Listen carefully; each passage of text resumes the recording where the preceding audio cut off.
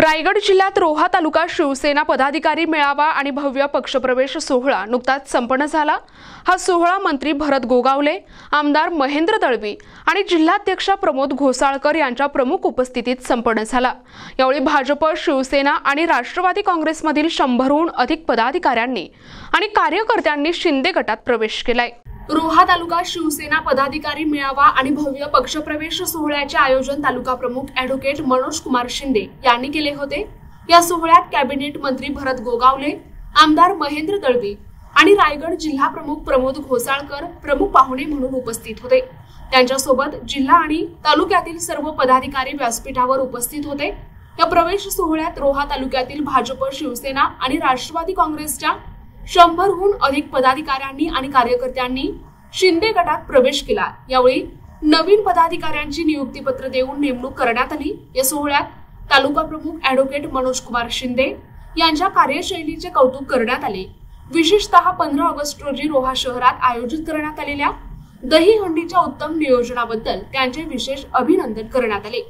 या कार्यक्रमाला मंत्री भरत गोगावले, आमदार महेंद्र दळवी, जिल्हाध्यक्ष प्रमोद घोसाळकर, तालुका प्रमुख ॲडव्होकेट मनोज कुमार शिंदे, शहराध्यक्ष मंगेश रावकर, उस्मानभाई रोहेकर, उद्देश वाडकर, संदेश मोरे, आशिष स्वामी यांच्यासह असंख्य शिवसैनिक आणि नागरिक मोठ्या संख्येने उपस्थित होते। अनेक लोक या शिवसेनेमध्ये प्रवेश करतायत। आमचा निलेशजी वारंगे एक अत्यंत चांगल्या प्रकारे शिवसेना शाखा प्रमुख म्हणून त्यांनी जे काम केले त्याची मंत्री संघटना आहे। एक अत्यंत चांगला शाखा प्रमुख कसा असावा, तो निलेश वारंगे सारखा असावा, एक समाज उपयोगी काम सतत करणारा अशा प्रकारचा आहे व्यक्ती आहे। त्याचबरोबर भाजपच्या आता मला सांगितलं त्यांनी त्याच्या मनामध्ये फार मोठ्या प्रमाणात काम करण्याची, समाजकारण करण्याची इच्छा आहे आणि त्याचे सर्व सहकारी या ठिकाणी शिवसेना या 4 शब्दावर आणि विशेषतः आदरणीय भरत गोगावले यांच्या नेतृत्वावर विश्वास ठेवून या ठिकाणी पक्ष प्रवेश करत आहे। मी खास करून सर्व प्रवेश करण्याचं जिल्हा प्रमुखांचं स्वागत करतो आणि या ठिकाणी सांगेन मनोज शिंदे की आपण या ठिकाणी चांगल्या प्रकारे काम करताय। संतोष केळकर म्हटलं की आपल्याला 8 दिवसांनी कार्यक्रम करायचे, पक्ष प्रवेश करायचे, हे झाला का आणखी दुसरा का तिसरा अशा प्रकारचं सतत खेळतं आपल्याला हाताला ठेवायचं आहे। फक्त त्यासाठी आमदार आणि नामदारांनी वेळ द्यावा अशी आमची सर्व नम्रपणे विनंती आहे। एक शिवधर मतदारसंघासाठी तुम्ही प्रत्येक तालुक्यामध्ये एक दिवस आम्हाला द्यावा अशा प्रकारची आमची सर्व धडागाव असेल, त्या ठिकाणी मसळा असेल, त्या ठिकाणी शिवधर असेल की तुम्ही एक झंझावत झाला।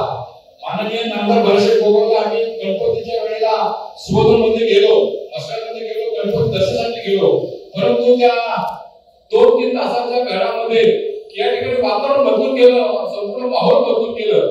भरत शंकर अशा प्रकारचे एक लोकचुंबक आहे जे ज्या ठिकाणी जातात त्या ठिकाणी कार्यकर्ता त्या ठिकाणी आकर्षित करून घेतात।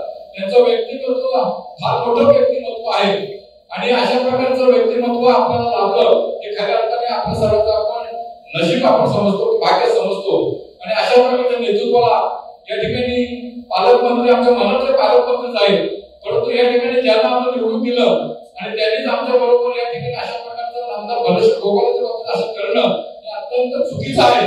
म्हणूनच या ठिकाणी लोकांच्या मनातले पालकमंत्री आम्ही समजतो शासन देईल आणि या ठिकाणी सर्व मतदारसंघामध्ये आपले नामदारांच्या माध्यमातून या ठिकाणी विकास काम होतोय। आता डेप्युटी मध्ये सुद्धा त्याच्या आलेल्या वाट्यातल्या काही रक्कम आपल्याला देतोय। दळवी साहेब सुद्धा चांगल्या प्रकारे या ठिकाणी काम करतायत।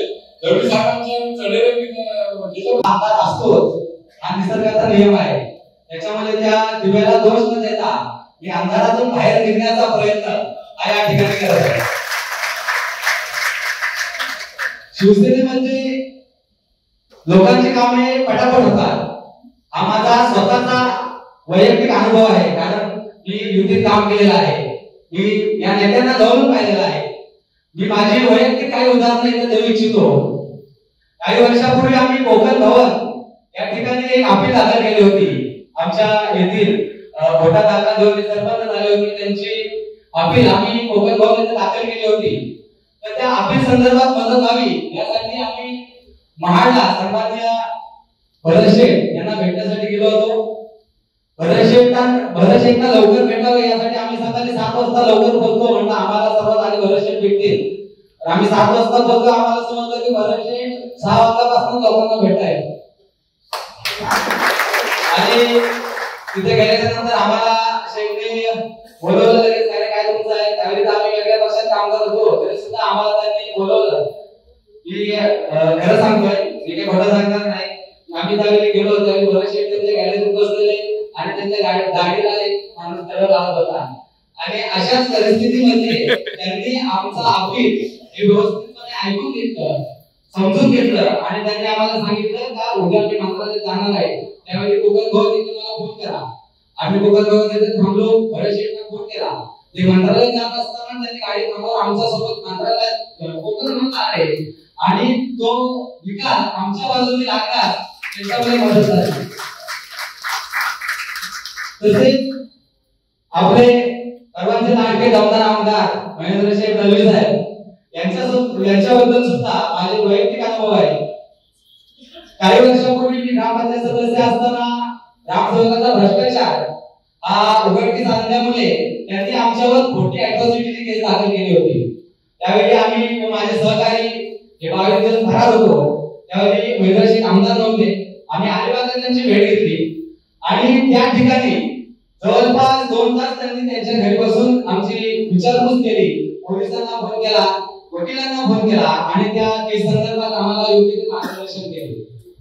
असे महेंद्रशेठ यांच्या घरी आमच्या वैभवताई बघत आहेत सदस्य, यांच्यासोबत नेहमी जाणं होत असतं.